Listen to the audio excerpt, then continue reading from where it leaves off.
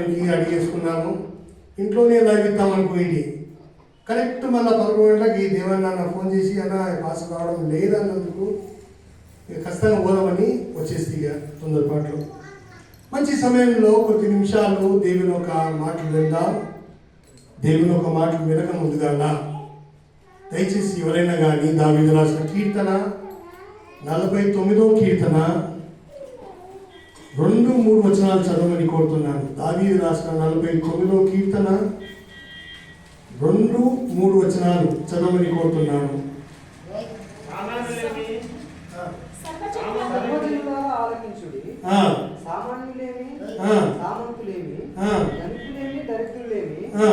లోక నివాసులారా మీరందరూ ఏకముగా కూడి చెవియొక్కుడి.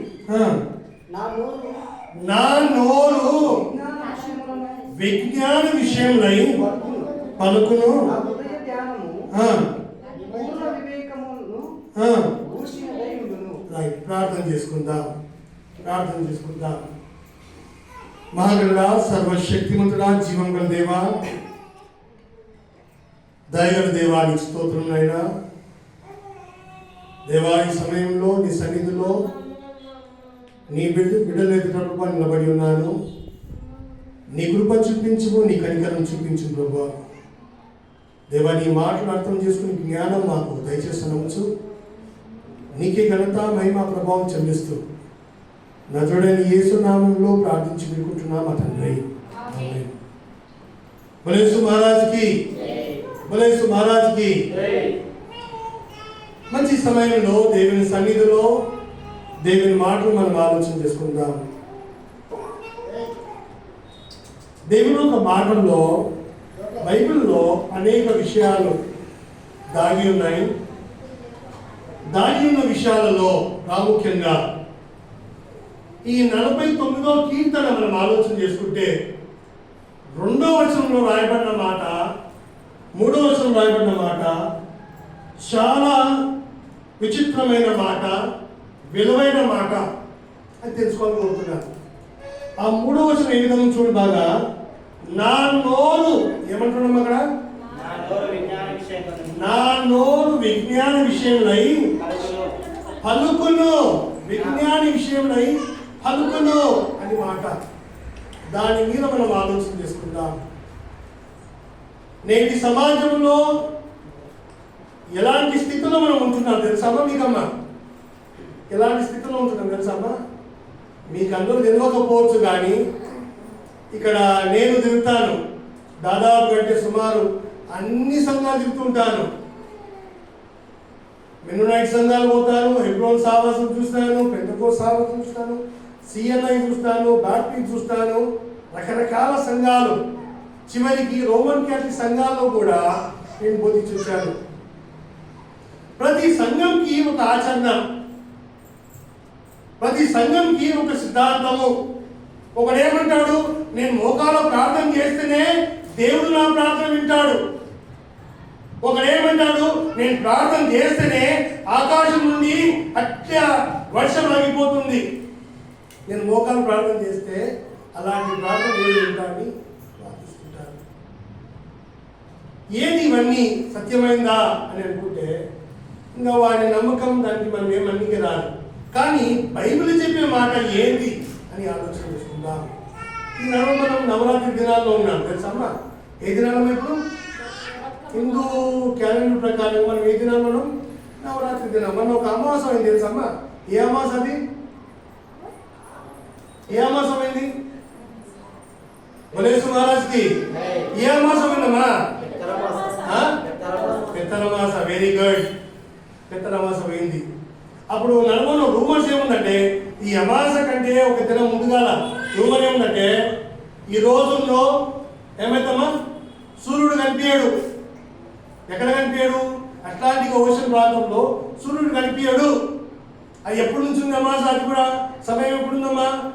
రాత్రి 11:55 నుంచి రాత్రి ఉదయం అంటే నస్కల 3:45 2:45 వరకే ఉంది ఆ అమావాస టైమింగ్.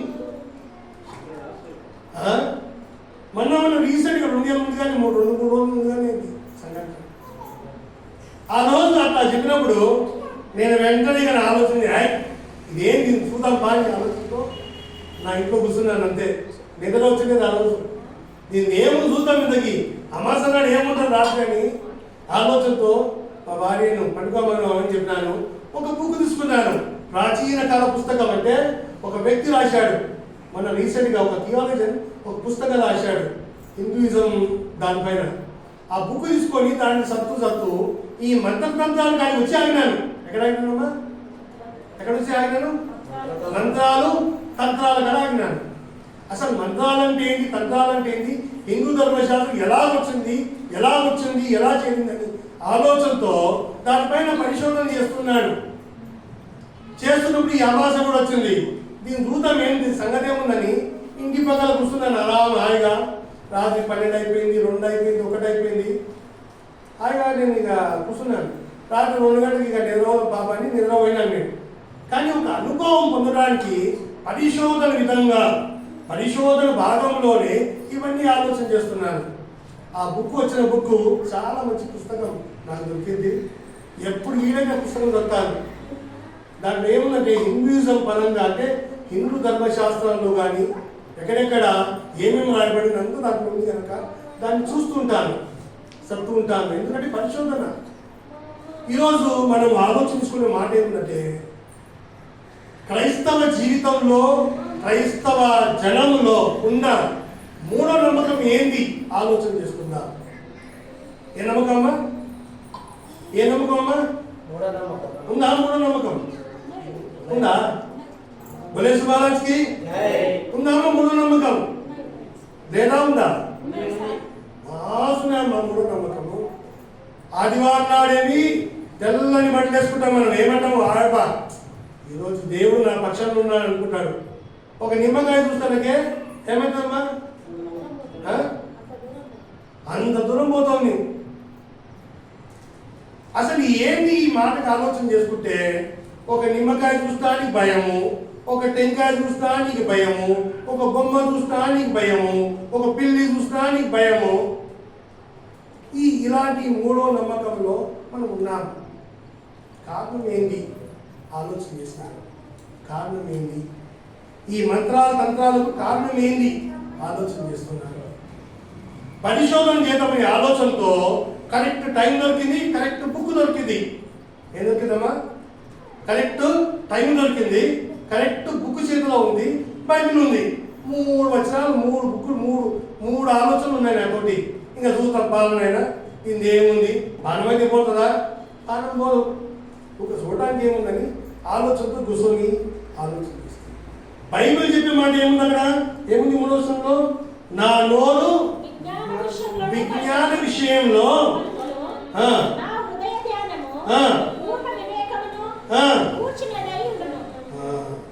నా వివేకం అంటే నా మనసు, నా ఆలోచనలు, నా మాటలు విజ్ఞానము. దేవుని మాటలు విజ్ఞానము, జ్ఞానంతో కూడినవి. ఇది పనికిరాని మాటలు కావు. ఏమా ఇది పనికిరాని మాటలు కాదు. మీరు రాత్రిపూట మీరు ఎప్పుడైనా యూట్యూబ్ చెక్ చేస్తే తెలియదు, కానీ నేను 24 hours అమ్మా చేస్తామా, ఎప్పుడు వీలైతే అప్పుడు నా యూట్యూబ్లో డిబేట్ చూస్తుంటాను. వేరే గ్రంథాలు ఏం చెప్తున్నాయి, ఇదేం చెప్తుంది, అదేం చెప్తుంది. రీసెంట్ దాదాపు అంటే నేను నా బీడీ స్టడీస్లోనే నియో బుద్ధిజం పైన ఆలోచన చేస్తాను. నియో బుద్ధిజం అంబేద్కర్ వాళ్ళ విషయంలో ఆలోచన చేసుకుని ఆ సిద్ధాంతాలు మాత్రం వేసుకున్నాను. ఈ పరిశోధన ఎందుకు చేస్తున్నానంటే దైవత్వం వెతుకోవటానికి, అంటే దైవత్వంలో ఉన్న గొప్పతనం ఏందని వెతకటానికే. నేటి దినంలో, నేటి కాలంలో ఏమైందంటే బైబిల్ చేత పట్టుకున్నవాడు ఏమైపోతాడబ్బా? ఏమా బోధకుడు అయిపోతాడు. కానీ వాస్తవంగా సరైన పరిశోధన లేకుండా సేవకులుగా మనం కాలేము. ఒకవేళ అయినవన్నీ కూడా సమాధానం ఇవ్వలేము.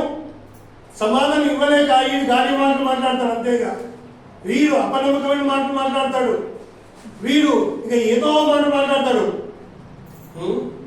ఏమంటాం అది? కోటి విద్యలు ఏమిటి కోసం అంటామా? ఆ సిద్ధాంతం దిగిపోతాడు. అంతేగా చేతుల బైబిల్ పెట్టుకొని ఏం చేస్తాడమ్మా? కోటి విద్యల కోసం ఆలోచన చేస్తాను. కానీ దానికి భిన్నంగా నేను ఆలోచన చేస్తాను. నేను గమనిస్తాను. డబ్బు ప్రాముఖ్యం కాదనుకుంటాను. నేను డబ్బు కావాలంటే ఈరోజు నా కొడుకుకి నేను ఎక్కడో బీటెక్ పంపిస్తోని, మంచి చదువు పంపిస్తోని, కానీ కాదు. దేవుని సేవ, దేవుని పైన ప్రేమ ఉంది కనుకనే నేను కానీ నా పిల్లలు, నా వంశమంతా దేవుని సేవ చేయాల ఉద్దేశంతోనే నా పిల్లలకి సేవ కల్పించాను. ఆలోచించమని కోరుతున్నాను.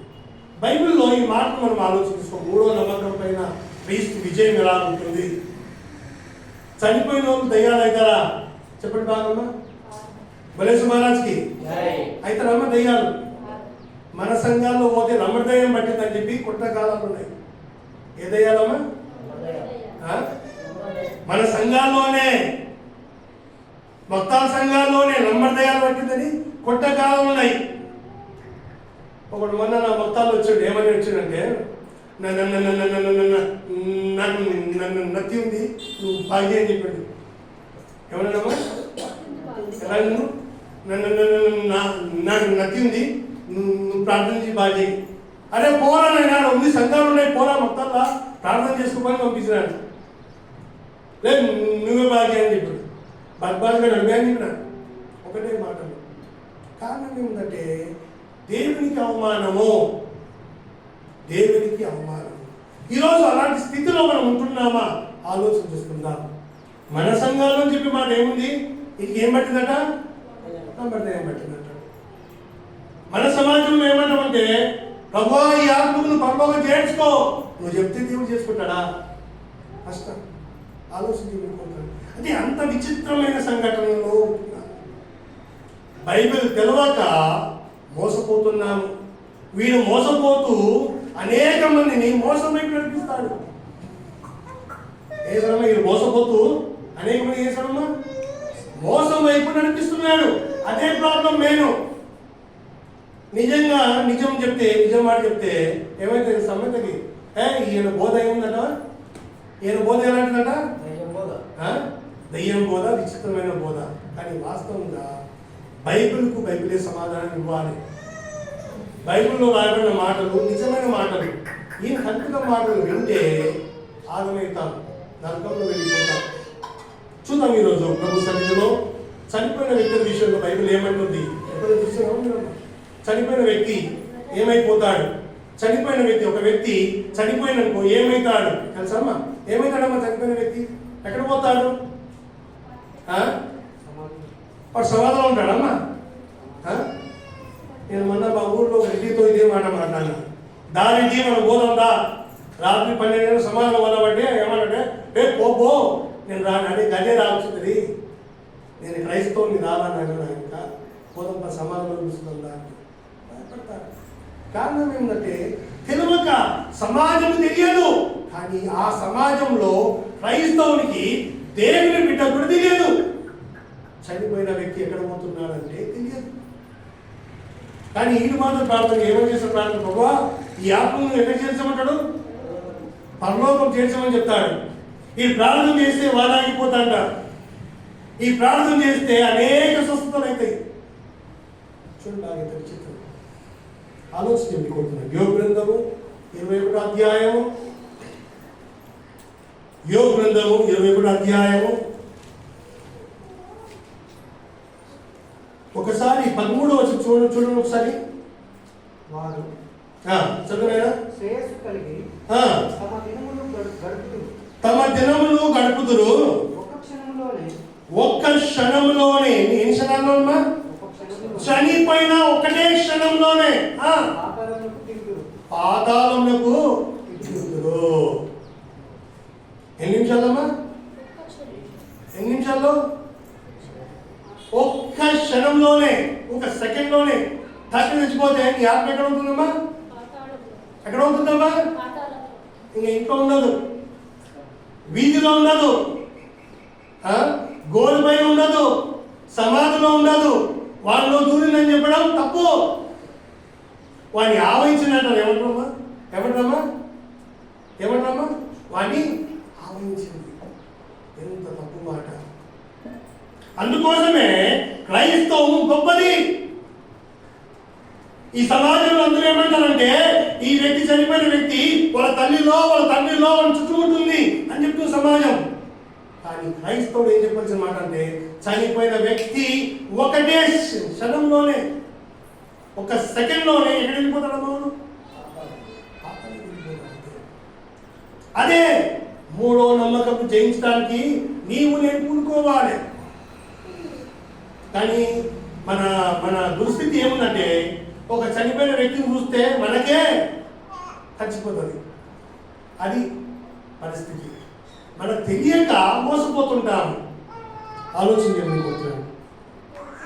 14 చూడు ఒకసారి దాంట్లోనే వారు మీ మార్గంలో కూర్చున్న జ్ఞానము మాకు అక్కర్లేదు, మమ్మల్ని విడిచిపోమని దేవుడితో చెప్పుదురు.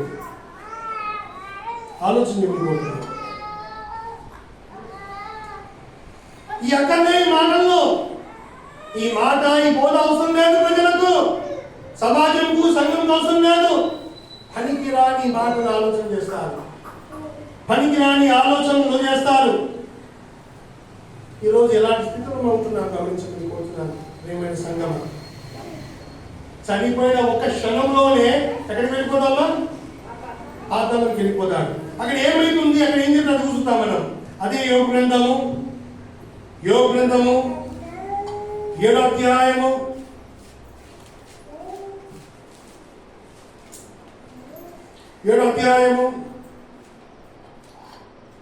9వ చూడు ఒకసారి అమ్మా. మేఘము విడిచిపోయి అదృశ్యమగునట్లు పాతాళమునకు దిగిపోయిన వాడు మరి ఎప్పుడును పోలీసు మహారాజ్కి ఎక్కడ పోయినాడమ్మా? ఎక్కడ పోయినాడు? పాతాళానికి పోయినవాడు మళ్ళీ ఎప్పుడు రాడు. ఇది బైబిల్ చెప్పిన మాట. కానీ మన పద్మాజీ గారు ఏం చేస్తారంటే ఈ రాత్రి కలగని పాతాళంలో ఉండొచ్చినాడు, పరలోకం చూసినాడని కథ చెప్తాడు. సో ఎంత విచిత్రం అమ్మా. అక్కడ పోయినోడు రావడానికి బైబిల్ చెప్తుంటే ఈయనేమంటాడమ్మా? నేను రాత్రి పరలోక దర్శనం చూస్తున్నాను. ఆ పరలోక దర్శనంలో అన్ని తెల్ల వస్త్రాలు ఉన్నాయి, మేఘాలు ఉన్నాయి. పాటలు పాడతారు తెలుసా అమ్మా? దాని మీద పాటలు పాడతారు. ఎప్పుడైనా మీరు ఇసుకే థామస్ పాట వినండి. డాడీ డాడీ డాడీ అని వస్తుంది, టోల్ వస్తుంది ఒకటి. టోల్ ఇంత విచిత్రం.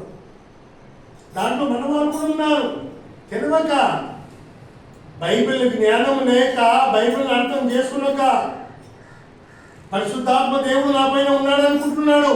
మాయలో ఉన్నాడు, వాడు మోసం చేస్తున్నాడు. కనుక అర్థం చేసుకోమని కోరుతున్నాను. ఏమని సంగమా, ఏంది మన పరిస్థితి? 10వ చూడండి ఒకసారి. అతడు ఎవరు? అతనంటే ఎవరు? కాదు, అక్కడ ఎవరు? పాతాళం దిగినవాడు. 9వ ఏముంది? పాతాళముకు దిగినవాడు. అతడు ఎవరు? ఎక్కడ అంట? ఇంటికి రాడు. తర్వాత అతని స్థలము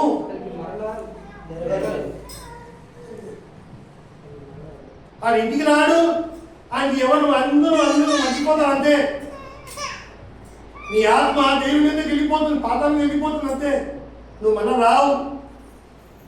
నాకు రాత్రి కళలు వచ్చా, నా పక్కన వచ్చా, నా పక్కన కూర్చునే, నా కాలు వస్తే, నా చేతులు వస్తే, నా తలకాయ అవుతా అని చెప్తే అంత సులువు. అంతది బూట్కాలు, అవన్నీ బూట్కాలు. కనుక చనిపోయిన వ్యక్తి బాధ తిరిగి రాడు. దేవుడు మాట్లాడుతుంది. ఇంకా చూడండి, ఇరిమియా గారు ఏమంటారు? ఇరిమియా గ్రంథము 22వ అధ్యాయము. ఇరిమియా గ్రంథము 22వ అధ్యాయము. చూడండి, ఇవన్నీ మాటలను ఆలోచన చేసుకోండి. దేవుని మాట ఎంత పరిశుద్ధమైన మాటలు, ఎంత విలువైన మాటలు గమనించమని కోరుతున్నాను. ఇరిమియా గ్రంథము 22వ అధ్యాయము 10వ చూడు ఒకసారి అమ్మా. చనిపోయిన వాని గురించి ఏడవద్దు. ఏమంటాము ఫస్ట్ మాటమ్మా? చనిపోయిన వ్యక్తి విషయంలో ఏడవద్దు. తర్వాత వాని గురించి అంగార్చవద్దు.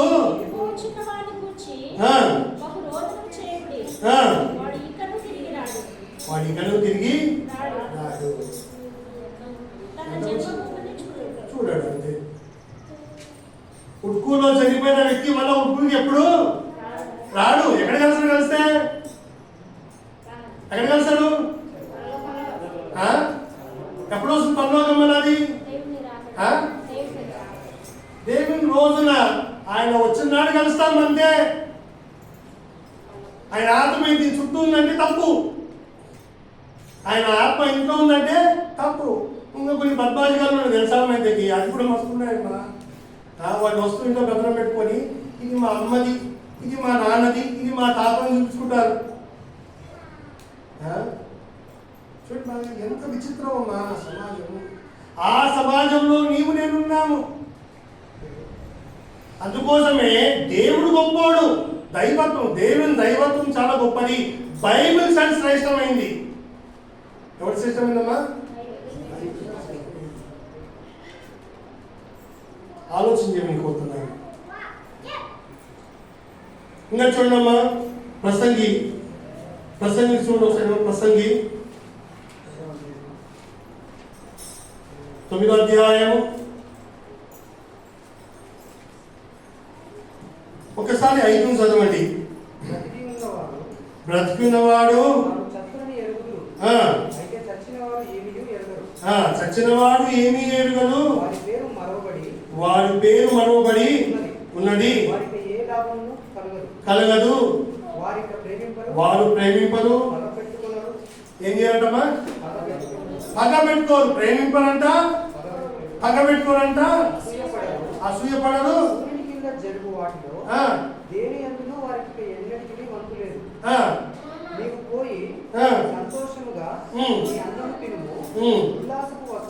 చాలు. చనిపోయిన వ్యక్తికి ఏమేముంటారంటమ్మా? ఏముంటారంటమ్మా? నంబర్ 1 ఏముందంట? ప్రేమింపబడడు. తర్వాత పగ పెట్టుకోడు. తర్వాత అసూయపడాడు. కానీ మనం ఏమంటే ప్రేమింపబడడానికి తప్పు పెట్టాము, పగ మాత్రం పెట్టుకున్నాం మనం నమ్ముతాం. కేసమ్మా వాడు పగ పెట్టుకుని నా మీద చచ్చిపోయినప్పుడు పగతో చచ్చిపోయిన నా మీద, కోపంతో చచ్చిపోయినా నన్ను చూసి వాడు వస్తాడని భయంతో నీవు ఉంటావు. బైబిల్ దాన్ని సూటికి చెప్తున్న సమాధానం. వాడు పగ పెట్టుకున్నా నీకేం చేయడు, పగ పెట్టుకోలేకపోయినా ఏం చేయడు, ప్రేమించినా చేయలేకపోతాడు. అది ఏం చేత కాదు. ఎందుకంటే బైబిల్ దాన్ని సూటికి చెప్తుంది మాట. ఈ లోకంలో ఏ వ్యక్తి మళ్ళీ రాడు. చనిపోయిన తర్వాత మళ్ళీ రాడు. వచ్చినని చెప్పినానుకో వాడు పనికిమాలినోడు. అలా వచ్చినని చెప్పినోడు ఎవరమ్మా? పనికిమాలిన వాడు. అర్థం చేసుకుని కోరుతున్నాను. కనుక ఈ మూడో నమ్మకం పైన మనం విజయించాలంటే మనం ఏం చేయాలంటే బైబిల్ చదవాలి, బైబిల్ పరిశోధన చేయాలి, బైబిల్ ఏదో నమ్మకం ఉంచుకోవాలి. బలేసు మహారాజ్కి అమ్మ మీకు అర్థమైందమ్మా? అయ్యలా మీకు అర్థమైందా అమ్మా? మీకమ్మా అర్థమైందమ్మా? ఏం కాదమ్మా? చచ్చిపోయిన ఏం కాదు? చచ్చిపోయిన దయ్యం అవుతాడా? నమ్మని దయ్యం అవుతాడా? తెలుగులో దయ్యం అవుతాడా? ఎవరు కాదమ్మా, ఎవరు కాదు. అది ఒక బూటకము. మనోధర్మ శాస్త్రం ప్రకారం రాయబడిన ఆచరణను నీవు నమ్ముతున్నావు, వేరే ఎవరిది కాదు. వేరే ఎవరిది కానే కాదు. వాడి సిద్ధాంతం నీపై ఉంటాడు. బాబులో ఉన్న సిద్ధాంతం నీపైన నా పైన ఉద్దేశం. మన పూర్వీకులు రుద్దారు కనుక ఆ మాటను పట్టుకొని మనం ఇంకా దల్లాడుతున్నాము. అది నిజం. ఈ మూడో నమ్మకం పైన మీరు ఆలోచన చేయకండి. నేను ఒక దిగువ ఒక సమాధికి పోయినా తెలుసమ్మా. ఒక సమాధి పోయి బూట్లు వేసుకొని సమాధి దుప్పుడు వెళ్ళిపోయినా అంతే. నా పక్కన భయపడ్డాడు. ఏమని భయపడ్డాడు? పాస్టర్ గారు మీ కన్ను కనిపించే ఎందుకంటే ఏం రాటి కింద సమాజం అంటుకుంటుంటే అరే ఏమైనా చేసుకోకపోరా నాకు నువ్వు పక్కన ఎక్కడికి రాని ఒకటే మాట సింపుల్ మాట నేను ఏమైనా చేసుకుంటున్నాను పక్క నుంచి రాబా. ఇదే ఉట్కూరు పైన ఒక దినం పోతున్నాను తెలుసమ్మా, ఇదే ఉట్కూరులో నా వెనుక ఒక పిల్లలు ఉన్నాడు. పోతున్నప్పుడు ఆ నిమ్మకాయ పడింది రోడ్డు కింద. ఆ నిమ్మకాయ పైన పట్టించుకోపోయినాను. కూర్చున్నాడు ఏమో అదే నేను వద్దు నేను అంత పోతున్నా అది ఏం కాదండి నమ్మలేదు. మూఢనమ్మకం అంత ప్రభావితమైంది. అలాంటి మూఢనమ్మకంకు ఒక క్రైస్తవుడిగా నువ్వు చేయవలసిన పని ఏంటంటే నీవు దానికి వ్యతిరేకంగా నిలబడాలి. అది నీ పని, అది నా పని. కానీ మనం ఏం చేస్తున్నామా, వాళ్ళు తానంటే తన్నారనుకుంటే పని తెచ్చుకుంటూ ఆడుతున్నాం అంతే. అది పొరపాటు. లేపన మాట్లాడేవాడు లేరు, అడిగేటోళ్ళు లేరు, సమాధానం చెప్పేటోళ్ళు లేరు. కారణం ఏమిటంటే తెలియక అక్కడ తెల్ల బట్టలు వేసుకున్న దొరలే మోసం చేస్తున్నప్పుడు మీరెంత నేను కన్నా ఆలోచన చేయమనుకుంటున్నాను. ఒకసారి దానియేలు గురించి చూడండి. ఒకసారి దానియేలు గ్రంథము 2వ అధ్యాయము. దానియేలు గ్రంథము 2వ అధ్యాయము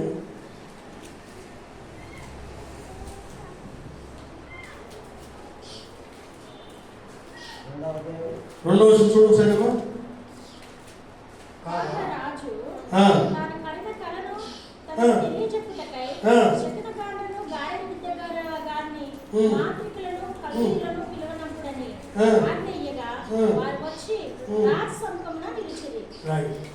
అంటే ఇదేంటి మళ్ళీ అంటావు నువ్వు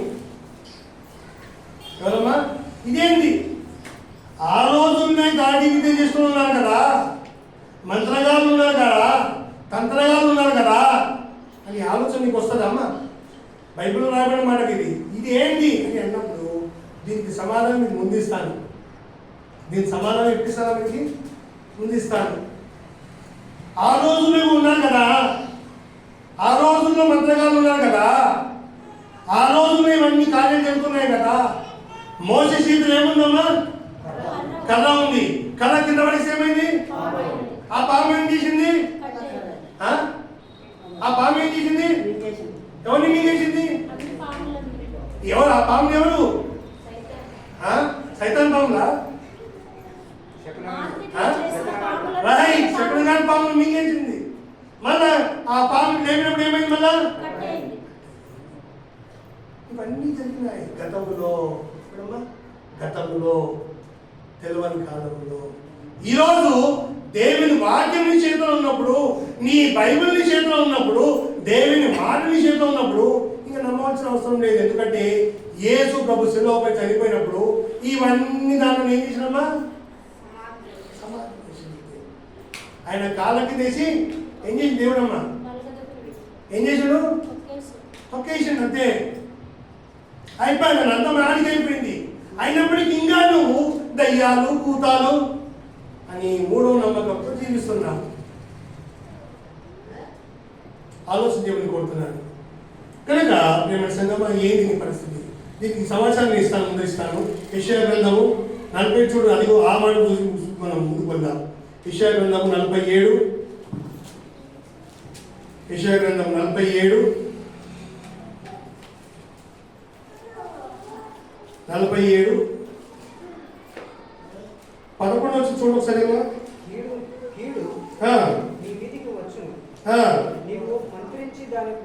ఈ మాట బాగా వినమ్మా, ఈ మాట బాగా అర్థం చేసుకోండి. కీడు నీ మీదికి వచ్చును, నీవు మంత్రించి దాన్ని పోగొట్టజాలవు. ఆ కీడు నీ మీద పడును,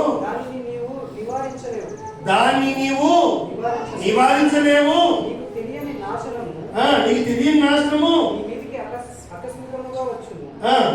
నీ బాల్యం నుండి నీవు ప్రయాసపడి అభ్యసించినన్ని కర్ణ పిశాచ తంత్రములను, నీ విస్తారమైన శకునములను చూపుటకు నిలుపుము. ఒకవేళ అవి నీకు ప్రయోజనములకును, నీ విస్తారమైన యోచన వలన నీవు అలసి ఉన్నావు. జ్యోతిష్కులు, నక్షత్ర సూచకులు, వాసచర్య చెప్పువారు నిలబడి నీ మీదికి వచ్చినవి రాకుండా నిన్ను తప్పించి రక్షించుదురేమో ఆలోచించుము. ఆలోచించు. అక్కడ దేవుడు ఒక ప్రశ్న, ఒక ఛాలెంజ్ ఒక సవాల్ ఇస్తున్న దేవుడు. నేను నిలబడతాను చూడు, ఒకవేళ నువ్వు మంత్రాన్ని వినిపించి ఆపుతాయేమో, చూడు ఒకవేళ నీ శాతనైతే చూసుకో, నేను చేస్తాను నీకు, నువ్వు ఆపు చూస్తా అని దేవుడు ఒక ఛాలెంజ్ ప్రతి మనిషి పని ఇస్తున్నాడు. ఏమిస్తుంది దేవుడమ్మా? దేవుడు ఏమిస్తున్నాడమ్మా? ఒక సవాల్. సవాల్ అంటే ఏందమ్మా? నేను నీకు కీడు చేస్తాను చూడు, ఒకవేళ నువ్వు దాన్ని బాగా చేసుకుంటావేమో, నేను నిన్ను బాగా చేయాలనుకుంటున్నాను, వాళ్ళు కీడు చేస్తే ఆ కీడు పనిచేస్తుందేమో అని ఒక సవాలు దేవుడు అక్కడ ఇస్తున్నాడు.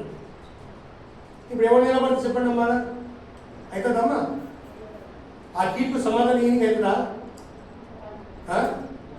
మేలు చేసేవాడు దేవుడు పక్కన ఉంటే ఏ కీడు వచ్చినా ఏమవుతుందమ్మా?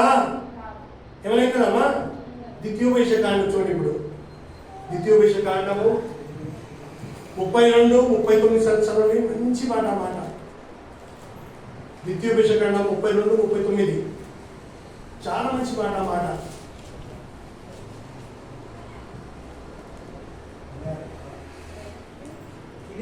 ఇదిగో నేను నేనే దేవుడును, నేను తప్ప వేరొక దేవుడు లేడు. మృతి నొందించువాడు నేను, బ్రతికించువాడు నేను, గాయపరచువాడు నేనే, స్వస్థపరచువాడు నేనే. నా చేతిలో నుండి ఎంత మంచి మాట ఉందన్నమాట. నా చేతి నుండి విడిపించేవాడు ఎవడు లేడు అని దేవుడే స్వయంగా తన నోటితో పలికినప్పుడు ఇంకా నీవు నేను మూడో నమ్మకమే జీవించడము తప్ప తప్పు కాదా? చెప్పండి బాగా. బలేసు మహారాజ్కి దేవుడే స్వయంగా చెప్తున్నాడు. ఏమని చెప్తున్నాను? నేనే దేవుడును, నేను తప్ప వేరొక దేవుడు లేడు. మృతి నుంచువాడు నేనే, బ్రతికించువాడు నేనే, గాయపరచువాడు నేనే, స్వస్థపరచువాడు నేనే. నా చేతి నుంచి విడిపించేవాడు ఎవడు లేడో నాయన అని దేవుడు అంటున్నాడు. కానీ మనిషి నీవు నేను వాళ్ళు ఏం చేస్తామంటే, నాకు ఎవడేమో కీడు చేసిండేమో, వాడు నాకు అడ్డం వేసిండేమో, వీడు నా ఇంకా నిమ్మకాయ పెట్టిండు, వీడు నా మీద నీరు తల్లిండు, ఈ మాటలతో మనం చూస్తున్నాం. ఆలోచన కోరుతున్నాం. ఎంత బాధకరమైన దినాలు మనం ఉంటున్నాం, ఎంత అవమానమైన స్థితిలో మనం జీవిస్తున్నాం గమనించమని కోరుతున్నాం. ప్రేమటి సంగమా, ఈరోజు ఏంటి నీ పరిస్థితి అంటే, మనం ఉండి ఉన్నాము, ఒక చీకటి జీవితంలో జీవిస్తున్నాము, బయట లేము, లిబరేషన్ లేదు మనలో. తెలుసమ్మా, లిబరేషన్ అంటే విముక్తి లేదు, బంధకంలో ఉన్నాము, అపవాది తంత్రాల్లో ఉంటున్నాము. ఇంకా అపవాది కొత్త లయను ఉపయోగిస్తున్నాడు. ఆ లయలో నీవు నేను మోసపోతున్నాము, తెలియక మోసపోతున్నాము. ఎందుకంటే చదవలేము. బైబుల్ చదువుకుంటే అనేకమైన వివేకము, అనేకమైన జ్ఞానం కలదు. కానీ దాన్ని చదవడానికి మనకి ఏం లేదమ్మా? సమయం లేదు, ఓపిక లేదు. ఇంకా చదవాలంటే కన్ను కనిపిస్తలేవు, మచ్చక చీకట్లు వస్తాయి అప్పుడే. ఇవన్నీ విషయాలు వస్తాయి. మీకు తెలుసమ్మా, మా జీవితంలో నేను నా జీవితంలో ఈ మాటను బలంగా నమ్ముతాను. నేను ప్రతిరోజు ఖచ్చితంగా నేను బయటకు పెడతాను. నువ్వు ఏమనుకోమా చెప్తాను. పక్కన ఇట్లా ఏమంటాము, డీజే సౌండ్ పెట్టడం కూడా రీడింగ్ ఉంటుంది, ఖచ్చితంగా ఉంటుంది. రాత్రి 12 వాడు నాకు నిద్ర రాదు ఎప్పుడైనా కానీ ఖచ్చితంగా చెప్తాను. కొత్తసారి టైం చేయలేను మళ్ళీ, నేను కొత్తసారి టైం దొరకదు మళ్ళా. రాత్రే ఎంత రాత్రే నిద్ర రాకపోతే ఏం చేస్తాను, ఆరాంగా బుక్కులు పెట్టుకుంటూ చదువుకుంటూ వస్తుంటాను అంతే. అది నాలో ఉన్న మంచితనం. ఒకటి విషయాలను పరిశోధిస్తాను. నేను విషయాన్ని ఏం చేస్తానమ్మా? పరిశోధిస్తాను. అది నాలో ఉన్న నైజం. అది ఒక మాట చెప్పి సింపుల్గా వదిలేను, ఆ మాట పైన ఆలోచన చేస్తుంటాను. సిద్ధాంతంలో ఆలోచన చేసి ఎందుకు వచ్చింది, ఎందుకు అన్నాడు, ఎందుకు, ఎక్కడ, ఎట్లా అని ఆలోచన చేసి దానిపైన ఒక నిర్ణయంకి వస్తాను నేను. ఆ తత్వం నాది. ఈరోజు బైబిల్లో ఇలాంటి సంఘటనలు జరుగుతున్నాయి. క్రైస్తవ జీవితంలో, క్రైస్తవ సంఘంలో, క్రైస్తవ సమాజంలో ఇలాంటి స్థితిలో ఉన్నారు. ఏమ్మా, ఇలాంటి స్థితిలో ఉన్నారు. ఈరోజు వాళ్ళు ఎక్కడ ఉన్నారంటే వారి గుంపును వారు ఎక్కడ నడిపిస్తున్నారమ్మా? వారి గుంపులు ఎక్కడ నడిపిస్తున్నారు? పాతాళానికి నడిపిస్తున్నాడు అంతే. దానికి వేరే మార్గం లేదు. ఎందుకంటే వాళ్ళ బిడ్డలు అడగరు కూడా. మా అయ్యగారు చెప్పారు అయిపోయింది అనుకుంటారు వాళ్ళు. ఎవరు చెప్పారమ్మా? మా అయ్యగారు చెప్పిన కనుక అయిపోయి మా సార్ చెప్పాడు అంతే. ఈ మాట చెప్పనీకే పోతే మళ్ళీ ఏమని వస్తుంది మాట? అయ్యేది ఏదో బోధ, కొత్త బోధ ఉంటుంది అని వాస్తవం ఇదే విధమైన బోధ. మోసపోతున్నాడు తెలుసా అమ్మా? వాడు కన్ను కప్పి మోసం చేస్తున్నాడు. కోటి విద్యలు కూటి గోళం సిద్ధాంతంతో జీవిస్తున్నాడు. ఏమ్మా, వాడి కూటి కోసం అనేక మందిని ఏం చేస్తాడమ్మా? ఆగం పట్టిస్తున్నాడు. మళ్ళా బిడుదలు మాత్రం ధరించుకుంటున్నాడు, పేర్లు మాత్రం ధరించుకుంటున్నాడు, సూట్లు మాత్రం ధరించుకుంటున్నాడు. కానీ ప్రజలను మాత్రం ఏం చేస్తాడమ్మా? మోసం చేస్తున్నాడు. ఆలోచించమని కోరుతున్నాను. ఇప్పుడు చూద్దాం మనం అపోస్తల కార్యము 8వ అధ్యాయము. చాలా చక్కని విషయం ఈ మాట. సింపుల్ మాట నేను చెప్పేస్తానమ్మా, ఎక్కువ పెద్ద రిస్కీ అని మీకు. 8వ అధ్యాయము 8 చదవండి ఒకసారి. ఆ పట్టణంలో మిగిలిన సంతోషం కలిగింది.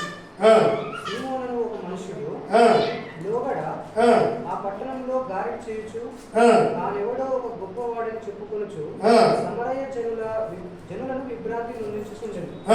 కొట్టివాడు మొదలుకొని గొప్పవాడు మట్టుకు అందరూ దేవుని మహాశక్తి అనబడిన వాడు ఇక్కడే అని చెప్పుకొనుచు అతని లక్ష్య పెట్టిరి. అతడు బహుకాలము గారడీలు చేయుచు వారిని విభ్రాంతి పరిచినందున వారు అతని లక్ష్య పెట్టిరి.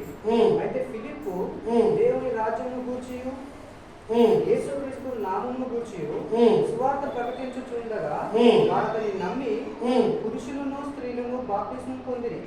అప్పుడు సీమోను కూడా నమ్మి బాప్తిస్మం పొంది ఫిలిప్పుని ఎడబాయకుండి సూచక క్రియలు గొప్ప అద్భుతములను జరుగుట చూచి విభ్రాంతి నొందెను. సమరయ వారు దేవుని వాక్యము అంగీకరించిరని యెరూషలేములో అపోస్తలులు విని పేతురును యోహానును వారి యొద్దకు పంపిరి. వీరు వచ్చి వారు పరిశుద్ధాత్మ పొందవాలని వారి కొరకు ప్రార్థన చేసి ఇక్కడ ఎవరు కనిపిస్తాం మనకు? సీమోను. ఏ సీమోన్ అయినా? గాడి అయినా సీమోన్. ఈ గాడి అయిన సీమోన్ ఏం చేస్తున్నాడమ్మా? అక్కడికి ఏం చేస్తున్నాడమ్మా? నీకు పానం బాగాలేకపోతే ఏం చేస్తున్నాడమ్మా? అంతేనా? ఒక తాయితే కడుతున్నాడు. నీకు జ్వరం వస్తే ఏం చేస్తున్నాడమ్మా? ఒక విభూతి రాస్తున్నాడు. నీకు ఏదైనా కీడైతుంటే ఈ వ్యక్తి ఏం చేస్తాడమ్మా? ఏదో పని చేసి ఏదో మంత్రాలు తంత్రాలు గాడికి చేసి నీకు బాగా చేస్తున్నాడు. అక్కడ ప్రజలు ఎలా ఉన్నాడా?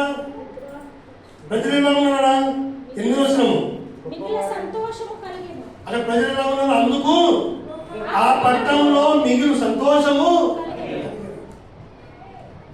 ఆ ఊరంతా బాగుపడుతుంది. ఆ ఊరంతా సంతోషంలో ఉంది. ఎవరి వల్ల సంతోషం ఉంది? ఎవరి వల్ల? గాడి సీమోన్ నుంచి సంతోషంగా హాయిగా ఉన్నారు. అక్కడ ఫిలిపిన్ భక్తులు వస్తారు. మళ్ళా ఇవన్నీ సంఘటనలు బాగుంది. కానీ ఈ గాడి సీమోనికి ప్రాముఖ్యం ఏమనిపించింది అంటే, అరే నేను చేసేది మంత్రాలు తంత్రాలరా, ఇవంతా పనికిరానివి. ఆ ఫిలిపిన్ వ్యక్తి గొప్పవాడు నాకంటే వీటి ఎక్కిపోయి సేవేంటి బాగా అవుతుంది అని ఆశపడ్డాడు. ఏమన్నా ఆశపడ్డాడు. పడ్డాడు ఆశ. 21 చదవండి. ఇప్పుడు 20-21 19 చదవండి. 19 చదవండి.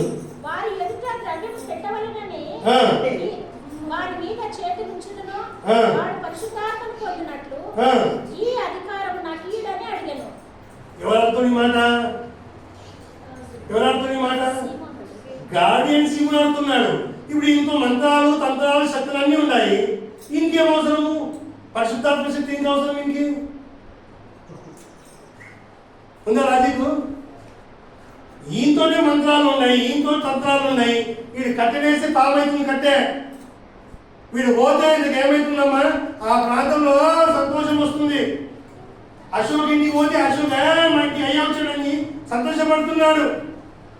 దేవుని ఇంటికి పోతే దేవుని ఆనందపడుతున్నాడు. అంత బాగుంది. కానీ ఈ వ్యక్తి ఏమంటున్నాడంటే నాకు కూడా ఏం కావాలంటున్నాడమ్మా? పరిశుద్ధాత్మ వరం కావాలంటున్నాడు. అంటే పరిశుద్ధాత్మ శక్తి ముందరా వీని వరం ఏమైందమ్మా? ఏమైందమ్మా? తుస్సు అయిపోయింది. మంత్రాలకు ఏం రావాలంటమ్మా? చింతకాయ రావాలన్నట్లు బైబిల్ ముందర వాడి మంత్రశక్తి ఓడిపోయింది. ఎవరు ముందు ఓడిపోయిందమ్మా? సీమోను ముందు ఓడిపోయిందమ్మా? దేవుని ఎదుట గాడి అయిన సీమోను ఓడిపోయాడు. వాడి మంత్రం ఓడిపోయింది కనుకనే అయ్యా నాకు కూడా ఇయ్యమని బ్రతిమలాడుతున్నాడు. కానీ అపోస్తులు అక్కడ ఆయనకు ఇచ్చలేదు, ఆ మంత్రశక్తిని ఇచ్చలేదు. ఏమంటావు? ఆ ఆత్మని ఇచ్చలేరు, ఆ అభిషేకం ఇచ్చలేరు, ఆ పరిశుద్ధాత్మ శక్తిని ఇచ్చలేరు. వీడు పాపం బాధపడుతూ వెళ్ళిపోయింది అంతే. వీడు బాధపడుతూ వెళ్ళిపోయింది. ఇంకో సంఘటన కూడా ఏమైంది అమ్మా? ఒక మంత్రగాడు తమ గ్రంథాలన్నీ కాజేసాడు అన్నమాట. ఈ బైబిల్ శక్తి ఉందరా ఈరోజు సంఘంకి కానీ సమాజం కానీ సవాలు ఎదుగుతున్నాను. ఇక్కడి నుంచే ఈ లోకంలో ఏ వ్యక్తి అయినా వారి జ్ఞానమంతా ఉంటదే. బైబిల్కి మించిన జ్ఞానం ఎవరితో లేదు. దేవుడే గొప్పవాడు, దేవుడే గొప్పవాడు. ఈ గొప్ప దేవుని అవమానపరిచే వాళ్ళు ఎందులో ఉన్నారు తెలుసమ్మా? ఆ ఎందులో నీవున్నావేమని ఆలోచన తీసుకోమని కోరుతున్నాను. ఊకేమని మా అయ్యగారు చెప్పి నేను నమ్ముతా అంటే రైటా రాంగా? రాంగు.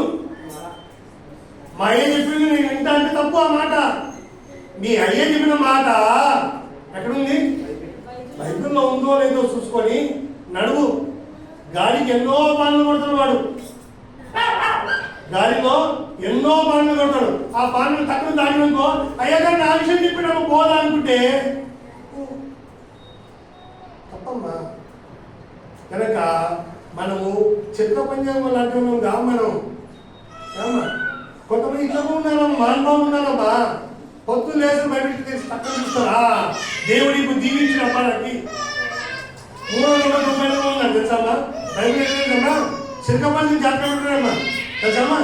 పుస్తకంలో తెరిచి పై పెసలు పెట్టాలంటే పెసలు పెడతారు కదా, ఆ రకంగా అయితే ఏం పెట్టి చూస్తారు. అలాంటి దుర్మార్గం ఉన్నారు. మనం వీనికి ఎన్నో మాటలు తెలుసమ్మా? ఇది మాట్లాడే మాటలు ఉంటే ఓ పరిశుద్ధుల మాటలు. ఏ మాటలమ్మా? పరిశుద్ధ మాటలు. వీరి నోటి నుంచి వచ్చే మాటలు పరిశుద్ధమైనవి. ప్రపంచంలో లేని పరిస్థితుల్లో ఏమ్మా కాదు అలాంటి వాళ్ళమ్మా. అది కాదు దైవత్వం. దైవత్వం నిలబెట్టుకోవాలంటే తన మాట ప్రకారం జీవించడమే దైవత్వం.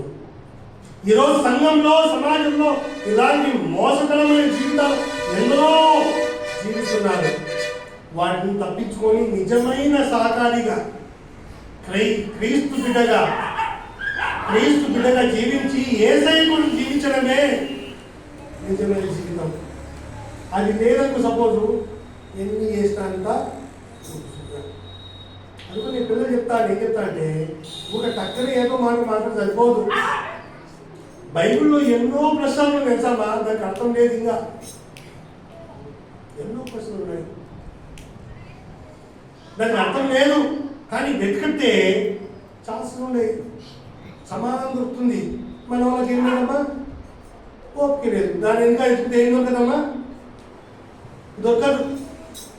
ఏం దొరకదమ్మా? కూలి పోతుంది, టైం పోతుంది.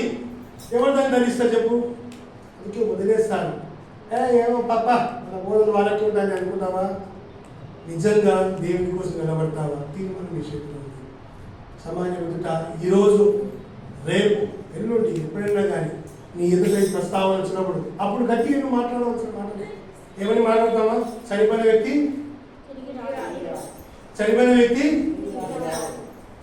దయ్యమవుతాడా? మరి దయ్యాలు ఎక్కడి నుంచి వచ్చినాయి? మరి యేసు దయ్యాలు ఎలా ఉంటుంది కదా? ఒకటి ఏమొచ్చింది చెప్పి నువ్వు పందులు తెలిసింది కదా, అందుకే పందిని ముట్టకూడదు. ఏమంటున్నామా? యేసు ప్రభు దయ్యాలు ఎక్కడ ఉంటున్నామా? పందుల్లో ఉంటుంది కనుక పంది కూర బద్మాలు కావడం అటువంటి నిజం. అంటే పందుల్లో పోతే తినకూడదా? తప్పు. మూడో నమ్మకం అది కూడా బైబిల్ 2వ తిమోతి రాసిన పత్రిక 3వ అధ్యాయం చూడండి, ఆ మాటని ముంచుతాను. మూడో నమ్మకం అంటే ఏం చూపిస్తాను ఇక్కడ. 2వ తిమోతి రాసిన పత్రిక 3వ అధ్యాయం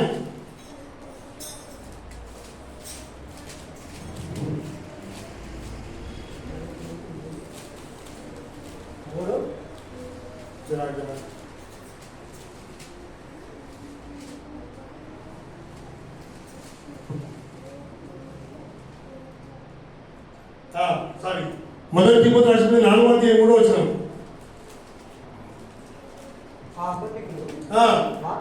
మనస్సాక్షి గలవారై వివాహము నిషేధించుచు సత్య విషయమై అనుభవ జ్ఞానము గల విశ్వాసులు చెల్లించి పుచ్చుకున్న నిమిత్తము దేవుడు సృష్టించిన ఆహార వస్తువులను కొన్నిటిని తినుట మానివేయాలని చెప్తున్నా. ఎవరు చెప్తున్న మాట?